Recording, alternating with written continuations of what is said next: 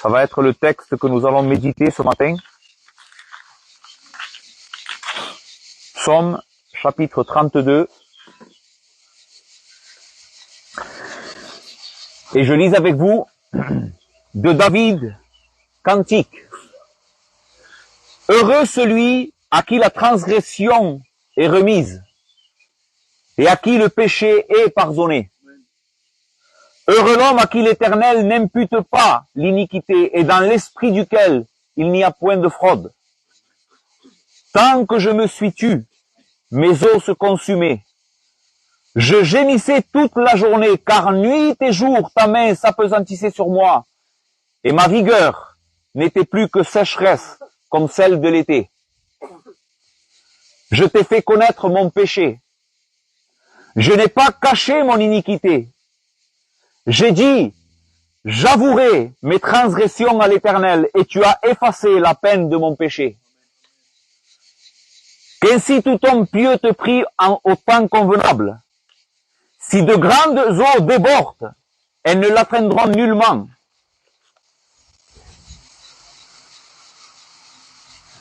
Tu es un asile pour moi. Tu me garantis de la détresse. Tu m'entoures de chants de délivrance. Verset 8. Je t'instruirai et je te montrerai la voie que tu dois suivre. Je te conseillerai, j'aurai le regard sur toi. Ne soyez pas comme un cheval ou comme un mulet sans intelligence. On les bride avec un frein et un mors dont on les part afin qu'ils ne s'approchent point de toi. Beaucoup de douleurs sont la part du méchant, mais celui qui se confie en l'Éternel est environné de sa grâce. Juste, réjouissez-vous en l'Éternel et soyez dans l'allégresse. Poussez de cris de joie, vous tous qui êtes droits de cœur. Amen. Nous prions ensemble notre Dieu,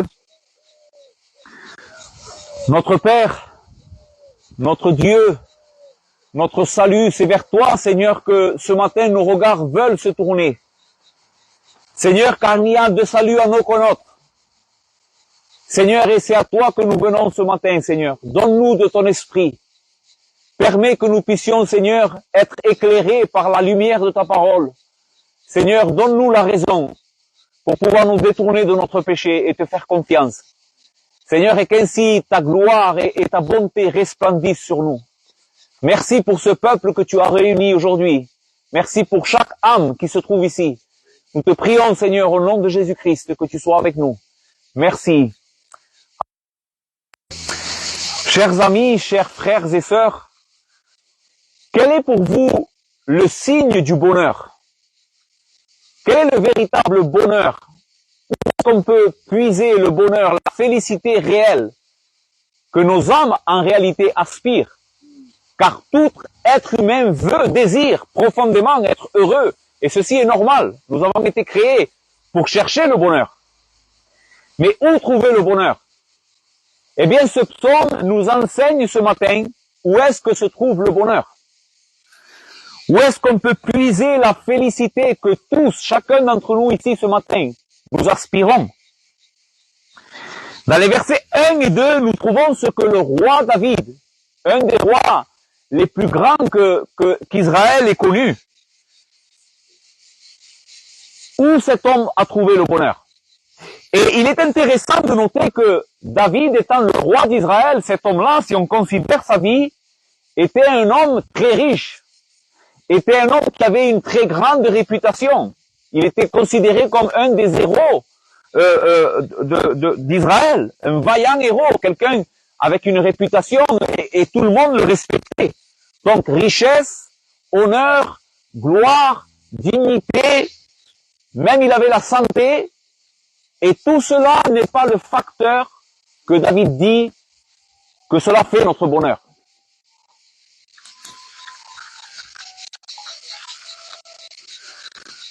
Le bonheur ne se trouve pas dans toutes ces choses. Selon le texte que nous venons de lire, le bonheur se trouve ailleurs. Et peut-être ceci va être une folie pour quelques-uns d'entre vous, mais pour David, cet homme expérimenté, le bonheur se trouve dans le pardon de notre péché. Voici la plus grande source du bonheur que l'homme a besoin. être pardonné de son péché. Heureux celui à qui la transgression est remise. Et ici, la parole heureux, c'est plus qu'une simple félicité passagère. La parole heureux dans notre texte fait plutôt allusion à un état de bonheur et de félicité constante. Et vous savez pourquoi? Parce que le bonheur que ce texte est en train de nous parler n'est pas un bonheur qui dépend de ce qui nous entoure, n'est pas un bonheur qui est dû aux choses extérieures à nos vies, mais plutôt est un bonheur qui surgit de l'intérieur même de notre cœur. C'est un bonheur qui vient de Dieu, un bonheur qui dépend de la relation que nous avons avec Dieu. Voici comment la Bible décrit ce bonheur. Dans le psaume 65, verset 4, écoutez bien. Heureux celui que tu choisis et que tu admets en ta présence. Voici qui est heureux pour Dieu.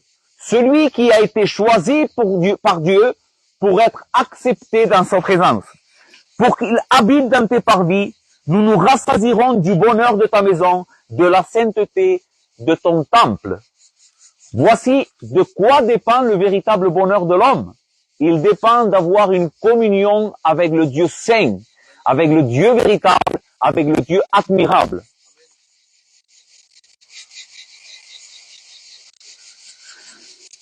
Donc, la question que je voudrais vous poser ce matin, c'est où es-tu en train de chercher ton bonheur?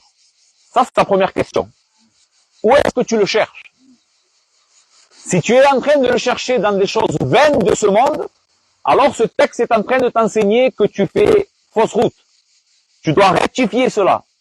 Ton bonheur se trouve en Dieu, comme nous allons le voir. Deuxièmement, la deuxième question que je voudrais te poser, c'est est-ce que tu es heureux? Est-ce que tu es une personne heureuse? Car une fois de plus, ce psaume va t'enseigner une vérité qui est fondamentale. Une vérité qui est indispensable pour ta vie. Écoute bien, et je ne peux pas faire de cette vérité, je voudrais que ce soit vraiment ce que tu retiennes ce matin. La vérité que nous allons apprendre de la parole de Dieu ce matin concernant ton bonheur est indispensable pour toi. C'est une question de vie ou de mort. Donc nous avons vu que David nous dit dans ce psaume que le bonheur véritable dépend de la communion que nous avons avec Dieu. Maintenant, ceci est une chose à laquelle je voudrais particulièrement amener votre attention. Le bonheur que David est en train d'exprimer n'est pas une chose qu'il mérite. C'est-à-dire que David n'est pas en train de dire « heureux l'homme qui a une communion véritable avec Dieu parce qu'il la mérite, parce qu'il l'a gagnée, parce qu'il est quelqu'un de bon ». Non. Ce bonheur n'est pas l'activité ou n'est pas dû à l'activité ou à l'effort de David pour être un homme qui mérite la présence de Dieu. C'est un bonheur qui est dû à la miséricorde et à la grâce que Dieu manifeste envers les pécheurs. Donc, est-ce que tu veux être heureux? Oui. Eh bien, ce bonheur est pour toi. Parce que cela ne dépend pas de toi en réalité. Cela dépend de la miséricorde et de la grâce infinie qu'il y a en Dieu.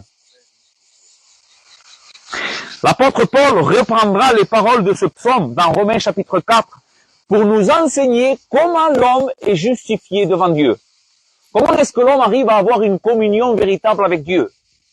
Bien, Paul dira au chapitre 4, verset 4, « Or, à celui qui fait une œuvre, le salaire est imputé non comme une grâce, mais comme une chose due. » C'est-à-dire à celui qui travaille, il mérite qu'on lui verse un salaire.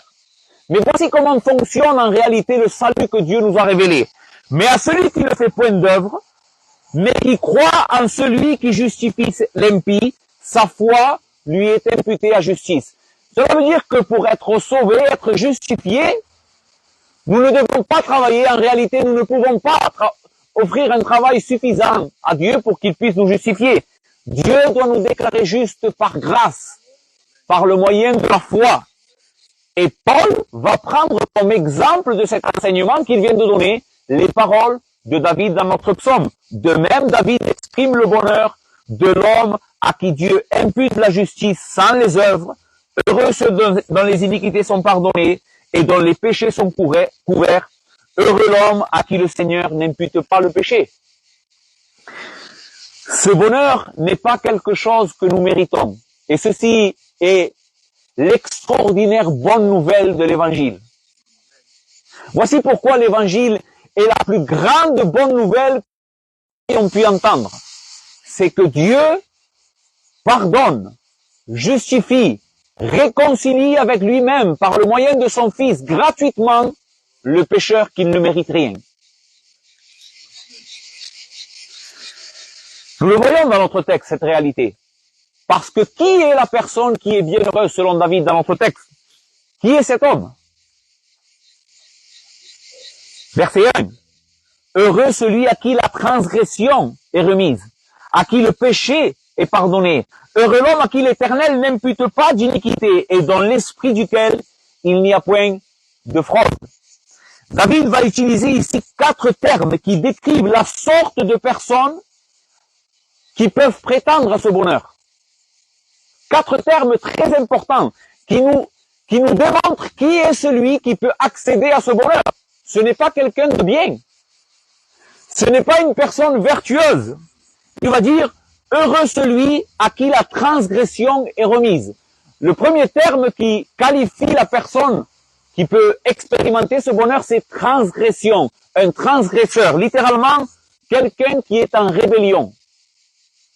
Quelqu'un qui s'est rebellé contre celui qui l'a créé et contre ses lois.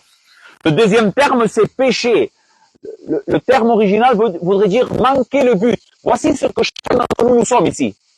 Nous sommes pour un but, et être pécheur signifie avoir manqué sa vocation. Avoir manqué le but. Ne pas vivre à la hauteur de la raison pour laquelle nous avons été créés. Et chacun de nous ici aujourd'hui, nous sommes des pécheurs. Le troisième terme, c'est iniquité. Une personne inique. Littéralement une personne perverse, dépravée. Et le quatrième terme, c'est fraude. Et celui-ci est intéressant aussi. Cela veut dire quelqu'un de laxiste, de paresseux, quelqu'un qui est perfide, trompeur.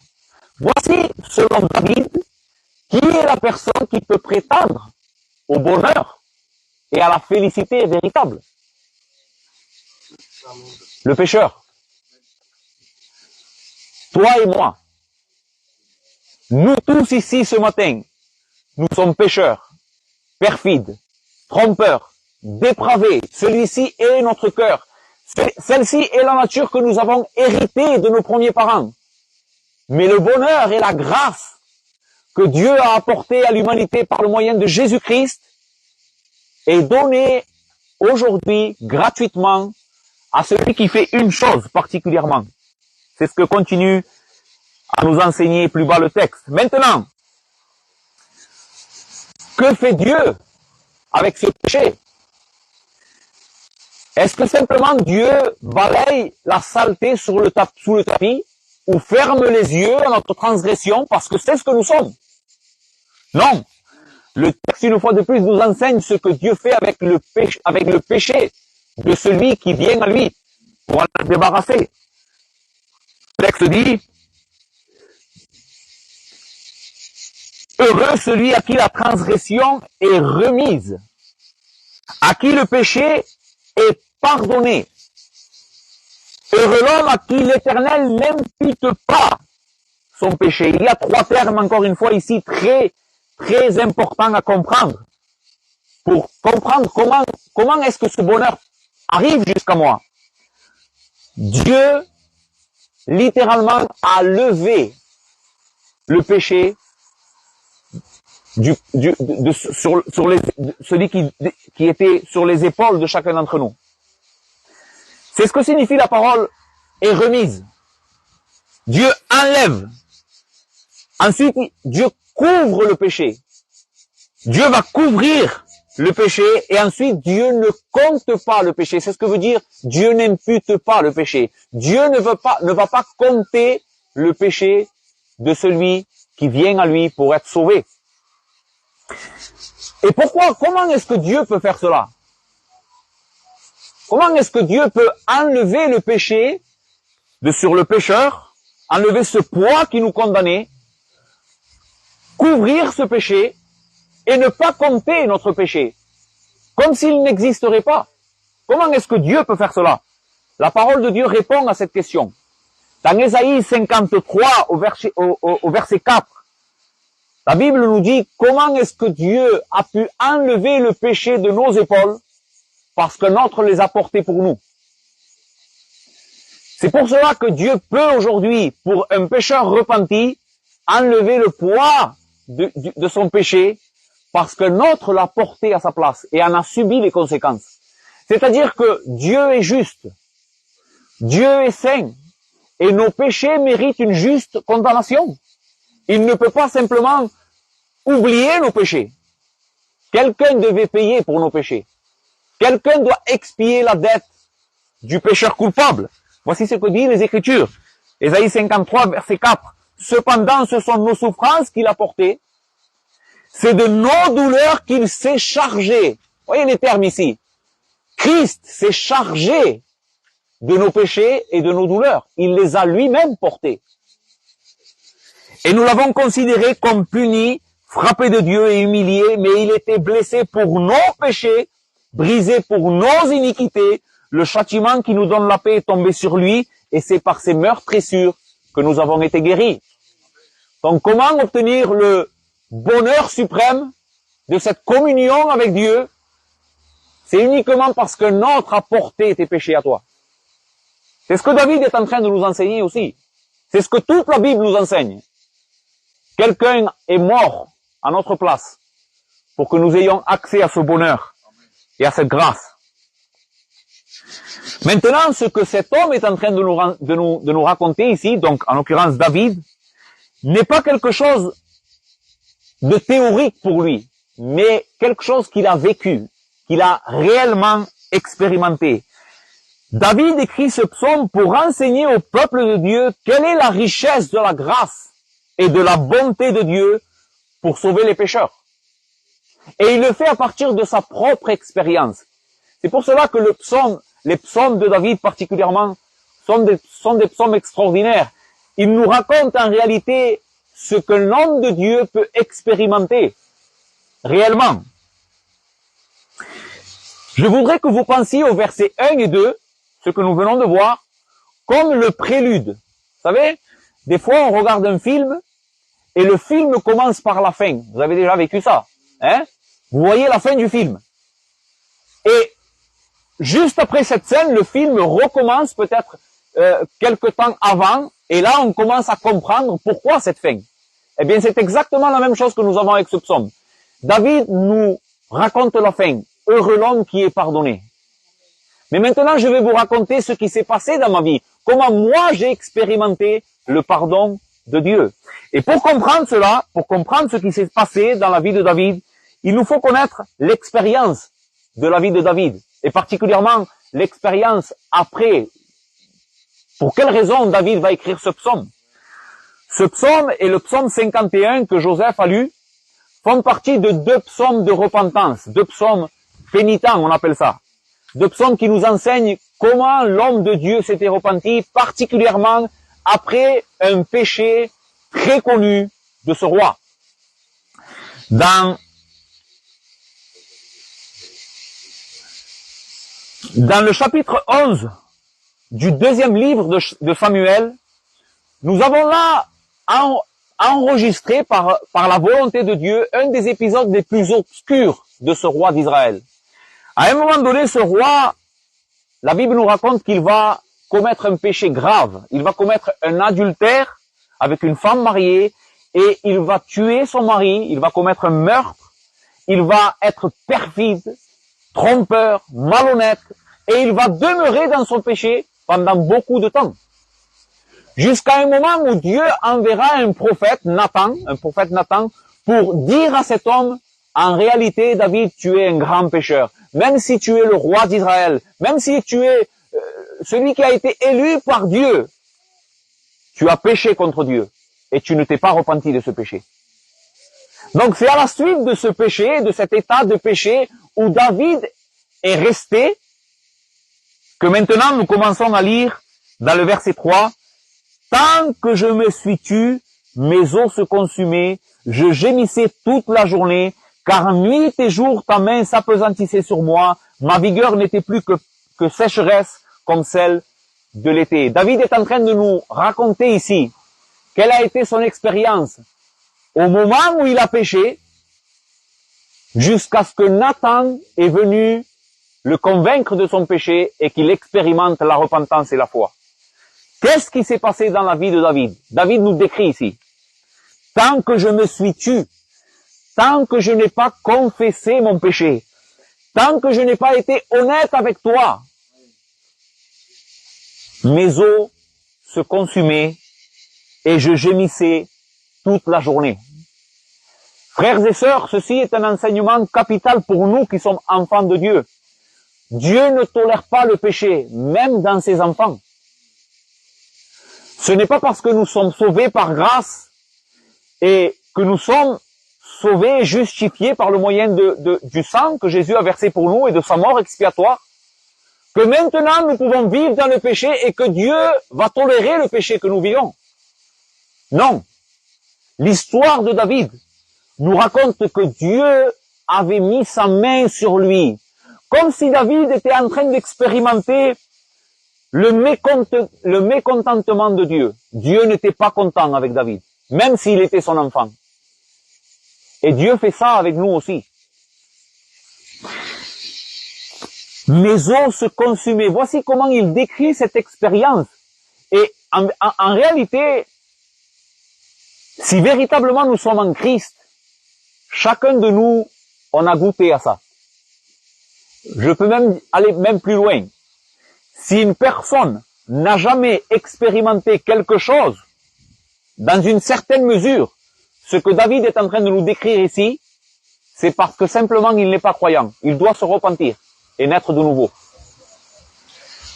L'enfant de Dieu, quand il pêche, quand il commet une transgression, quand il sait qu'il a désobéi et qu'il reste dans cette position, qu'il ne veut pas avouer son péché, l'Esprit va le convaincre, va produire en lui une tristesse selon Dieu. Il va goûter à cette expérience. Mes os se dessèchent. Je gémis toute la journée. C'est comme si notre cœur serait compressé à l'intérieur de nous. On n'arrive pas à expérimenter la joie. On n'arrive pas à expérimenter le bonheur. On n'arrive pas à être heureux tout simplement. Pourquoi? Parce que nous sommes dans un état de péché non confessé. La main du Seigneur est sur nous. Car nuit et jour, ta main s'appesantissait sur moi. Ici, c'est pas une main pour guider. C'est pas la main de Dieu pour fortifier. Non, c'est une main qui est lourde sur la personne. Imaginez. Regardez l'image que David est en train de mettre pour nous faire comprendre ce qu'il ressentait. Imaginez la main du Dieu Tout-Puissant. La main du Dieu omniscient, omniprésent, infini, reposer et être lourde sur la vie d'une personne. C'est quelque chose d'insupportable. Un homme, une femme, réellement ne peut pas continuer à vivre dans cet état-là. Cette main-là est là, et Dieu manifeste cela pour le guider à la repentance, pour le pousser à la repentance. Donc ta main s'appesantissait sur moi et ma vigueur n'était plus que sécheresse comme celle de l'été. David sent que sa vie est en train de se sécher littéralement, comme une plante au soleil. Vous avez vu quand une plante est au soleil et qu'elle n'est pas irriguée par l'eau, qu'est-ce qui se passe? Même si c'est une très belle plante, peu de temps après, elle va se flétrir, perdre sa beauté, perdre sa vigueur, perdre ses couleurs. Eh bien, c'est exactement ce que David est en train d'expérimenter. Il perd sa vigueur. C'est comme si les forces couleraient et s'en iraient de son corps. Quelle expérience, n'est-ce pas? Quelle description d'une conviction de péché. Et ceci, en réalité, est une vraie conviction de péché. Voici comment un homme, une femme expérimente la conviction de ses péchés pour venir à Christ, pour être sauvé. Dieu va produire une réelle repentance, une réelle tristesse selon Dieu qui le pousse à la repentance. Maintenant, je pourrais même ajouter une chose ici. Comment savoir si cette tristesse est réellement de Dieu? Parce que justement, la tristesse selon Dieu nous pousse à la repentance. Tandis que la tristesse selon le monde, Paul va nous enseigner, produit la mort. Qu'est-ce qu'a fait la différence entre Judas et l'apôtre Pierre? Judas a eu des remords d'avoir trahi le Seigneur. Mais ces remords l'ont mené à la mort. Il a acheté un champ et il est allé se pendre. Pierre aussi a expérimenté un remords, une tristesse véritable. Mais cette tristesse ne l'a pas mené à la mort. Elle l'a mené à la repentance.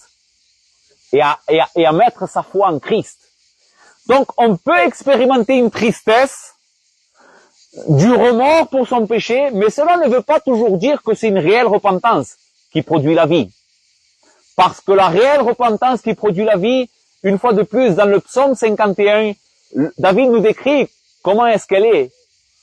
Il dit, j'ai péché contre toi seul, et j'ai fait ce qui est mal à tes yeux. La réelle repentance, ce n'est pas des remords et une tristesse uniquement parce que nous avons peur du châtiment, ou parce que nous avons peur de perdre notre réputation, ou parce que nous savons que ce péché va nuire à notre vie. Non. La réelle repentance est motivée par la personne de Dieu. Nous savons que nous avons offensé un Dieu saint, un Dieu bon, un Dieu qui est juste et miséricordieux. Et nous avons offensé ce Dieu. Alors nous nous repentons de nos péchés et nous demandons pardon à ce Dieu.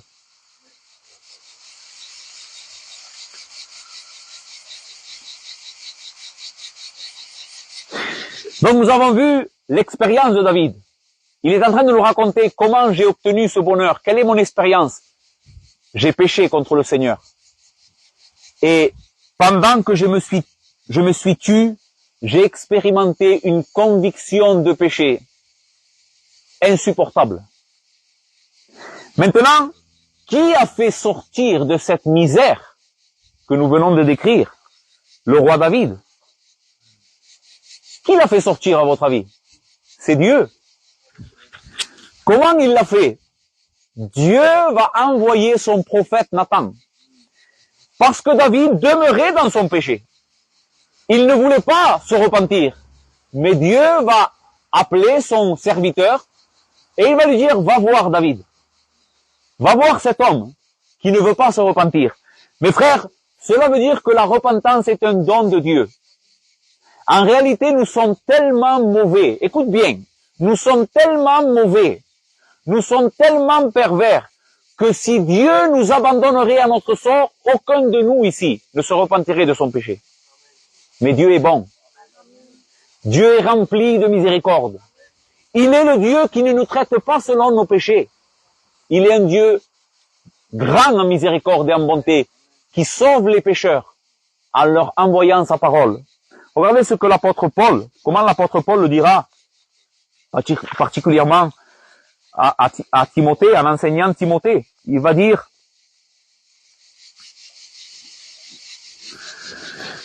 dans 2 Timothée, chapitre 2,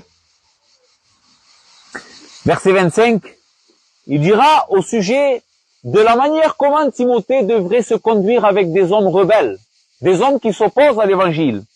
Il doit redresser avec douceur les adversaires dans l'espérance que Dieu leur donnera la repentance pour arriver à la connaissance de la vérité et que revenus à leur bon sens, ils se dégageront du piège du diable qui s'est emparé d'eux pour les soumettre à sa volonté. Qui est-ce qui, selon l'apôtre Paul, donne la repentance pour arriver à la connaissance de la vérité et que revenus à leur bon sens, ils se dégagent du piège du diable? C'est Dieu. C'est Dieu qui donne cette repentance qui mène à salut. La repentance et la foi est un don que notre Dieu nous offre pour sortir de notre péché. Et c'est exactement ce que nous voyons dans le cas de David. Après l'intervention de Nathan, David va prendre conscience de son état de péché et de la gravité de ses actes. Et une profonde tristesse va envahir son cœur d'avoir offensé Dieu et va s'emparer de lui pour le mener à la repentance. Ce qui va nous amener au verset 5. Je t'ai fait connaître mon péché. Voyez, après l'intervention de Dieu, par le moyen du prophète, David va confesser. Je t'ai fait connaître mon péché, je n'ai pas caché mon iniquité, j'ai dit, j'avouerai mes transgressions à l'Éternel, et tu as effacé la peine de mon péché. Amen. Quelle miséricorde de notre Dieu. Il mène cet homme rebelle et endurci à qu'il confesse. Mais nous voyons ici que quand Dieu veut que nous confessions notre péché, ce n'est pas pour nous humilier. Ce n'est pas simplement pour nous faire honte et qu'on puisse dire notre manque de sagesse et notre malhonnêteté devant le monde et devant notre Dieu. Non. Quand Dieu nous ordonne de nous repentir, c'est parce qu'il veut notre bien. Dieu sait que la joie et le bonheur que nous avons besoin dépendent de notre honnêteté devant lui. Dépendent de cette confession que nous allons lui faire. Et c'est ce que nous trouvons au verset 5. Maintenant, pour terminer, notre dernier point sera de voir les 6 leçons que nous devons apprendre de ce psaume. Il y a 6 leçons. 6 leçons très importantes à apprendre de ce psaume pour être heureux. La première leçon est qu'il y a un temps convenable pour chercher le pardon de Dieu. C'est ce que David nous dit. Qu'ainsi tout homme pieux te prie au temps convenable. Les frères, il y a un temps où nous devons chercher le pardon de Dieu. Ce n'est pas normal qu'un chrétien demeure avec son péché caché. La Bible dit que celui qui couvre ou qui cache ses transgressions ne prospère pas, mais celui qui les avoue obtient miséricorde. Celui qui cache ses transgressions ne va pas prospérer. Et il y a un temps pour toi, si véritablement tu es en Christ, il y a un temps, aujourd'hui c'est le temps, que tu dois confesser tes péchés à Dieu et t'en repentir. Pourquoi jusqu'à maintenant tu n'as pas prospéré? Pourquoi tu n'avances pas dans les chemins de Dieu? Pourquoi tu ne vois pas la grâce et le bonheur de Dieu se déverser dans ta vie? Pourquoi tu n'expérimentes pas cette joie du salut? Tout simplement parce que tu n'as pas confessé tes péchés à notre Dieu. Tu es en train de vivre en cachant certains péchés. Je ne sais pas, moi je ne connais pas vos vies scrupuleusement, mais Dieu, oui, les connaît. Dieu sait le moindre péché que tu as commis. Dieu sait le moindre péché que tu es en train de commettre. Dieu le sait. Aux hommes, tu peux mettre un visage. À ta famille, tu peux leur montrer un visage. Mais en réalité, toi et Dieu, vous savez pourquoi tu es dans cet état. Tu es en train de cacher un péché et tu ne veux pas t'en repentir. Mais ici, nous avons un principe fondamental. Il y a un temps. Et aujourd'hui, c'est le temps. Parce que celui qui ne confesse pas ses péchés et ne se repent pas de sa misère, c'est parce que tout simplement, il est en train de prouver qu'il n'est pas enfant de Dieu. Les enfants de Dieu se repentent de leurs péchés tôt ou tard.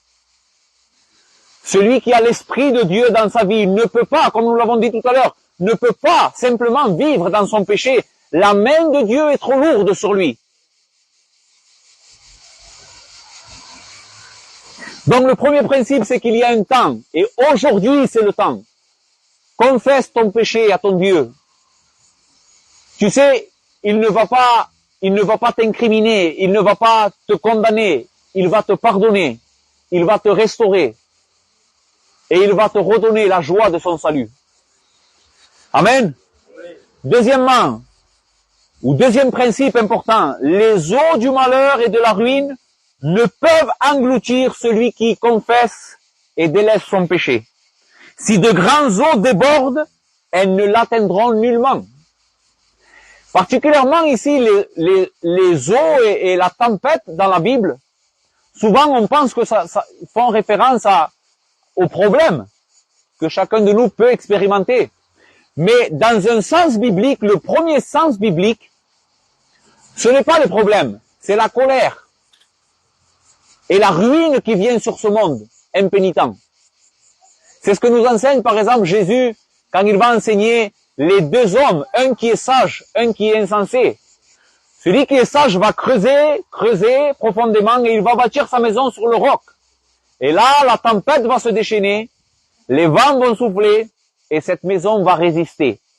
L'autre, l'insensé dans la parabole de Christ, qui va bâtir sa maison dans le sable, la même tempête va s'abattre sur cette maison et celle-ci va s'effondrer. Maintenant, que représente dans la parabole de Jésus la tempête? Elle représente le jugement de Dieu. Le jugement qui va s'abattre sur cette humanité pervers et perdue. Celui qui n'aura pas fondé sa vie sur l'évangile de Jésus-Christ et n'aura pas mis sa foi dans l'évangile, au moment où viendra cette tempête qui s'apprête à venir sur le monde, sa maison va s'écrouler. Mais celui qui aura bâti sa maison sur Christ et que sa confiance repose non pas en lui-même, mais en ce que Christ a fait pour lui, la tempête ne pourra pas l'engloutir, puisqu'il sera sauvé par la grâce de notre Dieu. Et c'est exactement ce que David est en train de nous enseigner comme principe ici. Celui qui confesse, qui avoue ses transgressions à Dieu et qui met sa confiance dans la miséricorde de Dieu, la tempête et la ruine ne sera pas son partage, mais il obtiendra le pardon de ses péchés. Elles ne l'atteindront nullement. Troisième principe, la joie et la sécurité de Dieu appartiennent à celui qui se repent. Verset 7. Tu es un asile pour moi, tu me garantis de la détresse, tu m'entoures de chants de délivrance. Quel texte! Quel texte, frères et sœurs! Tu es un asile pour moi, tu me garantis de la détresse, tu m'entoures de chants d'allégresse. Après avoir expérimenté cette douleur du péché et avoir confessé son péché, maintenant, de nouveau, David est en train d'expérimenter la joie et le bonheur qui est le partage de chaque enfant de Dieu. Quatrièmement, nous devons apprendre et retenir la leçon. Je pense personnellement que la suite du texte ici, à partir du verset 10, c'est Dieu qui est en train de parler. Jusqu'à maintenant, c'est David qui parlait, mais maintenant, Dieu va prendre la parole et il va enseigner quelque chose à David qui en réalité devrait être une leçon pour chacun d'entre nous aussi. Verset 8, pardon. Je t'instruirai, je te montrerai la voie que tu dois suivre. Je te conseillerai, j'aurai le regard sur toi. Ne soyez pas comme un cheval ou un mulet sans intelligence. On les bride avec un frein, on met un mort dont on les part afin qu'il ne s'approche pas de toi. Amen. Quel est le principe ici à retenir que notre Dieu est en train de nous enseigner? Que Dieu enseigne premièrement à David, mais qui nous enseigne aussi à nous. Nous devons apprendre de nos erreurs. Le Seigneur nous appelle ici, ce matin, à apprendre de nos erreurs, à ne pas être comme un mulet ou un cheval sans intelligence, borné. Et qu'est-ce qu'on fait pour retenir un cheval qui est borné? Qu'est-ce qu'on fait? On lui met un mort dans la bouche qui est relié avec, comment on appelle ça déjà? Des rênes. Et pour conduire le cheval, on va tirer sur les rênes pour le freiner, pour le soumettre à notre volonté. Et bien souvent, Dieu doit agir comme cela avec ses enfants. Mais Dieu ne veut pas agir comme cela avec nous. Dieu ne voudrait pas que nous expérimentions la souffrance due à nos péchés. Dieu ne veut pas. Et c'est pour cela qu'il dit, je t'instruirai. Sois docile. Écoute mes conseils. Ne sois pas borné comme un cheval. Ne fais pas que je dois user envers toi de la discipline. Sois un homme, une femme docile. Un homme qui m'obéit parce qu'il sait que je l'aime et que je désire son bien. Les frères, moi le premier, quand je lis ce texte, je reconnais mon hostilité et combien je suis dur de cœur. Que le Seigneur nous donne à avoir des cœurs dociles, à comprendre l'instruction et à retenir la leçon. Il y a beaucoup de malheurs, de souffrances dues à notre péché. Vous savez, le diable nous trompe constamment. il nous présente le péché comme si ça serait quelque chose de bon pour nous. Quelque chose qui va faire de nous des hommes et des femmes heureux, qu'on va expérimenter la félicité. Mais cette félicité est mensongère. La Bible décrit le péché comme quelque chose qui est doux au palais quand on le mange, mais qui de suite après va contaminer et rendre amer tout notre intérieur. Et c'est ainsi que le péché agit.